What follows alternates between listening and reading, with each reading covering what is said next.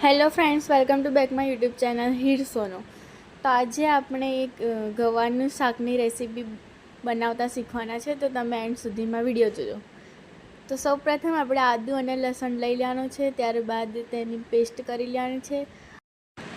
કઢાઈ લઈને તેમાં થોડુંક તેલ, સબ્જી પૂરતું તેલ લઈને ગરમ થવા દેવાનું છે. ગરમ થયા બાદ તેમાં થોડું સબ્જી પૂરતું અજમો લેવાનો છે. અજમાને સાંતળવા દેવાનો છે. અજમો 1 ચમચી લેવાનો છે.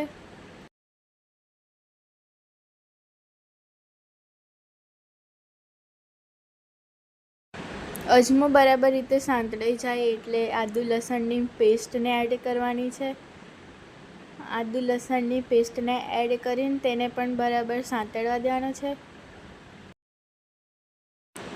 ત્યારબાદ તેને બરાબર હલાવી દેવાનું છે. ત્યાર પછી આપણે જેટલી સબ્જી બનાવવાની હોય એ પૂરતી ગવારને એડ કરી દેવાની છે.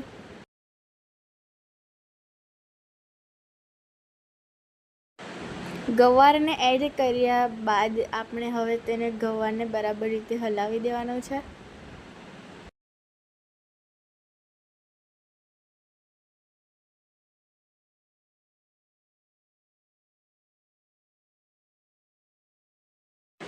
ગવાર હવે સરસ રીતે હલાવી દીધી છે, તો આપણે ત્યારબાદ 1 ચમચી હળદર એડ કરીશું,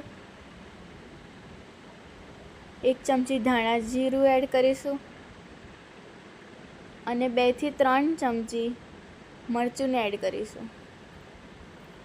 જે પ્રમાણે આપણે સબ્જી બનાવી હોય તે પ્રમાણે આપણે મરચુંને એડ કરવું.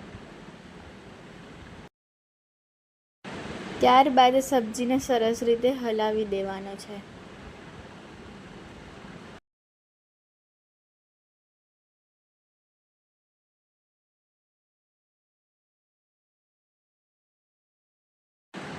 હવે આપણે સ્વાદ અનુસાર મીઠુંને એડ કરી લેવાનું છે.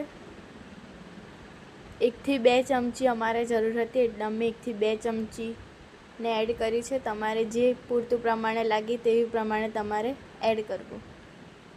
ત્યારબાદ સબ્જીને સરસ રીતે હલાવી દેવાનું છે.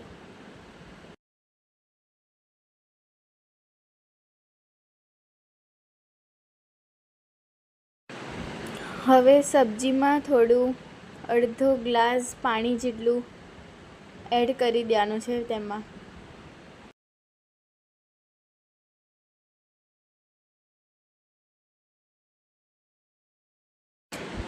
હવે તેને સરસ રીતે મિશ્રણ કરીને અને 15 થી 20 મિનિટ તેને ચઢવા દેવાનું છે. ત્યારબાદ 15 થી 20 મિનિટ બાદ તમે જોઈ શકો છો કે સબ્જી કેવી રીતે સરસ રેડી થઈ ગઈ છે. આ સબ્જી તમને પસંદ આવી હોય તો લાઈક, શેર અને સબસ્ક્રાઈબ કરજો. હવે મળીએ એક નવા વિડીયો સાથે. ત્યાં સુધીને રાધે રાધે. જય સ્વામિનારાયણ.